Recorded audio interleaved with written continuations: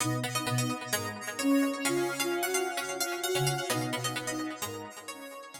there, it's Kevin with GatheringMagic.com with match number 1 in the replays for the Modern Qualifier for the Modern Festival, playing Soul Sisters. This one is against Bogles. Now, Bogles is a tricky matchup. You usually lose game number 1, and then game numbers 2 and 3, I would say that the advantage shifts to the way that I have Soul Sisters built with the Celestial Flares. Now, I apologize in advance if we're going to have a little bit of struggling with the replays.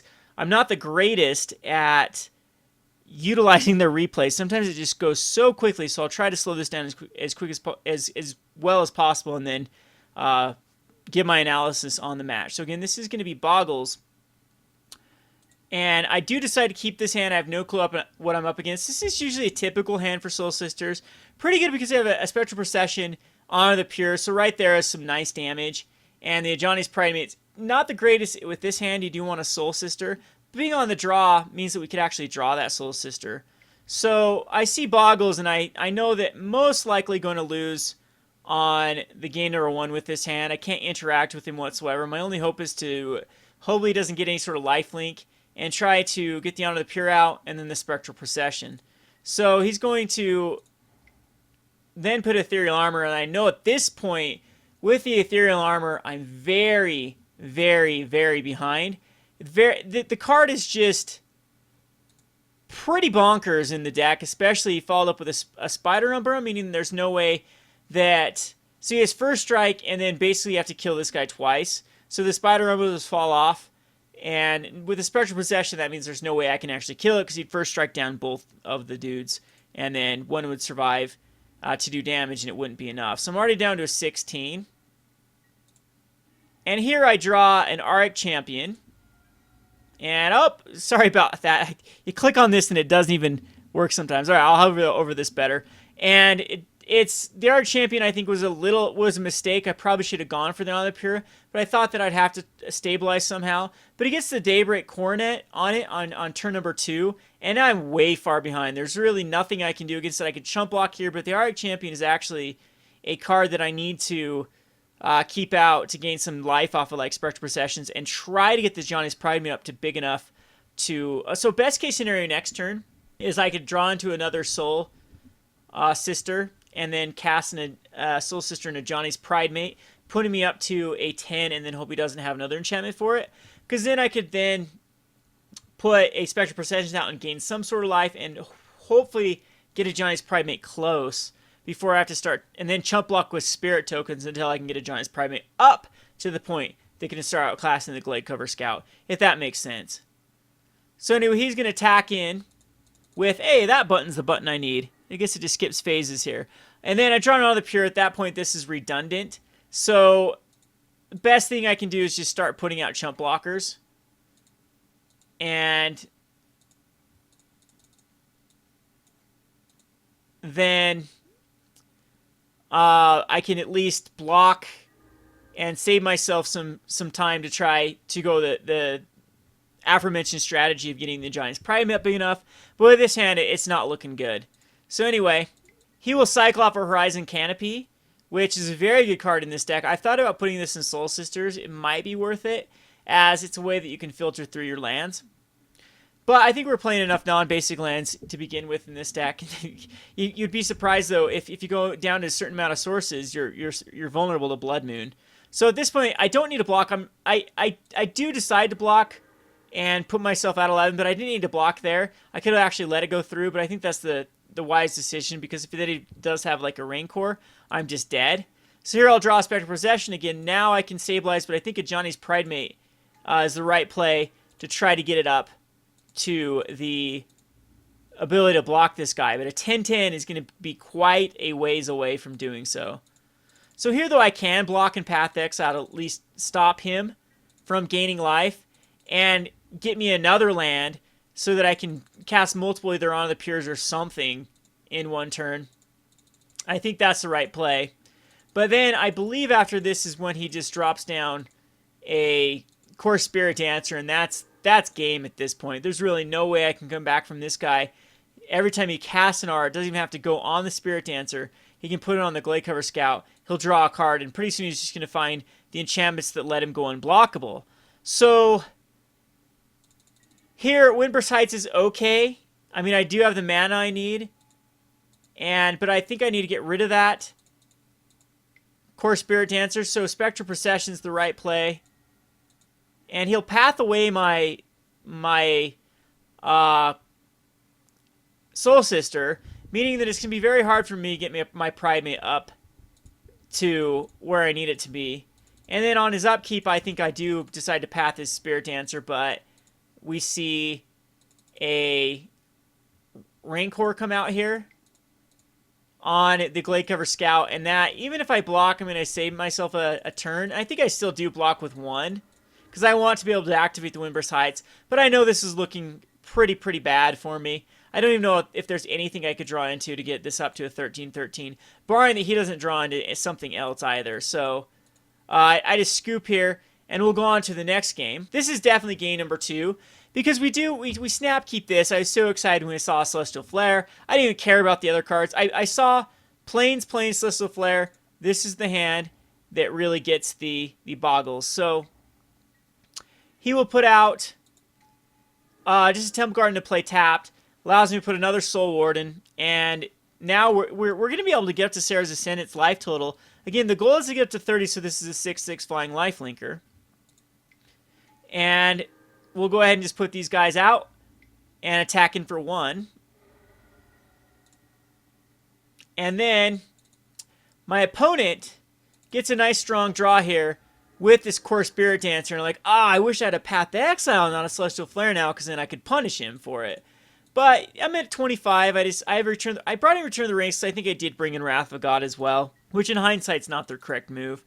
I don't think we want to be playing Return of the Ranks. You can chump block forever with Return of the Ranks, and then cast Return of the Ranks, and then everything comes back, and a lot of times you can get up to the 30 life point, and a Serra Ascendant that wasn't a 6/6 now oftentimes becomes a 6/6 with all the triggers seeing each other.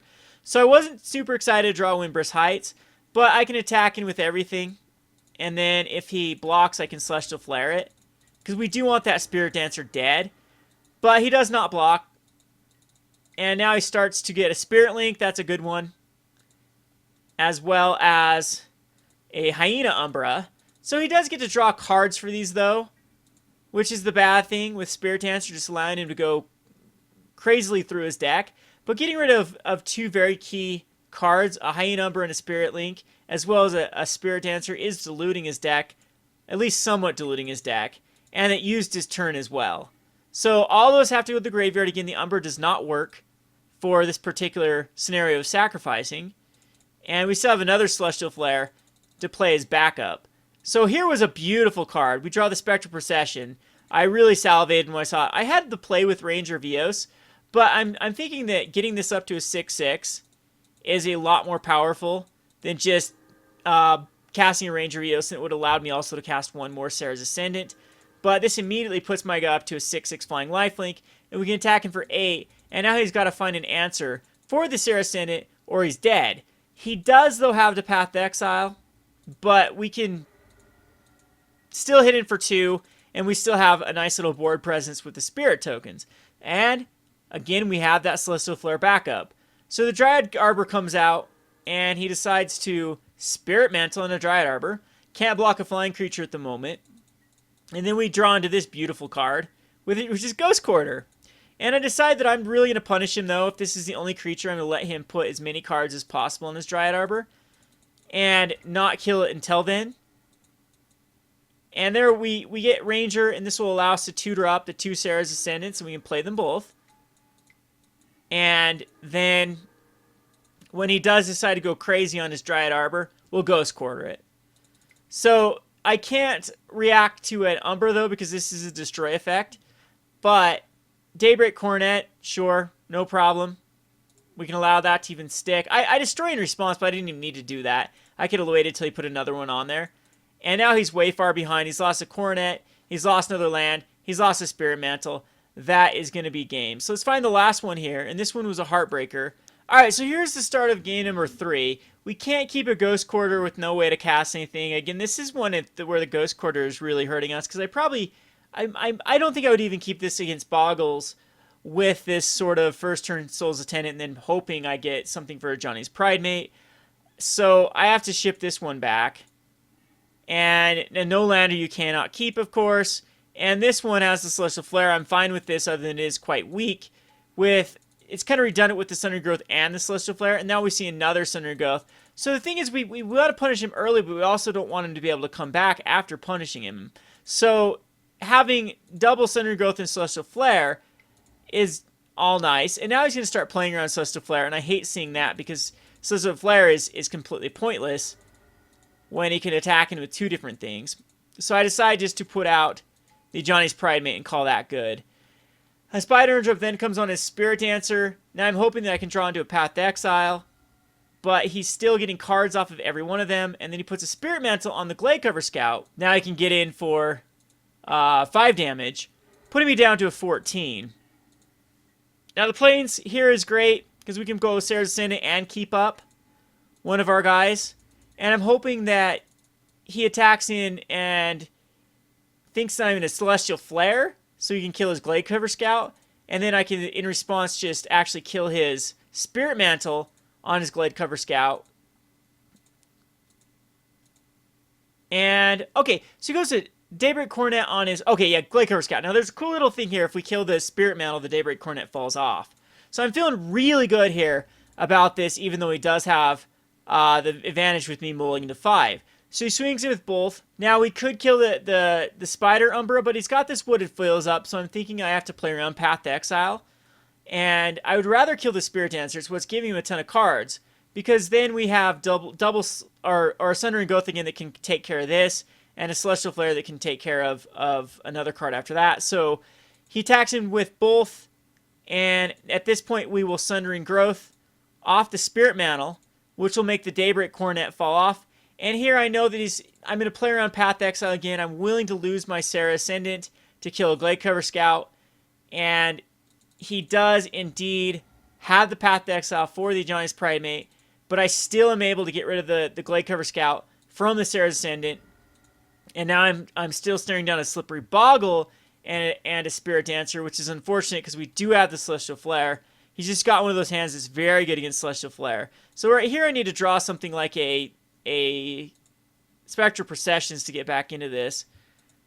But unfortunately for us, it's on the Pure, which I do just decide to cast, because now a Spectral Procession still does get better.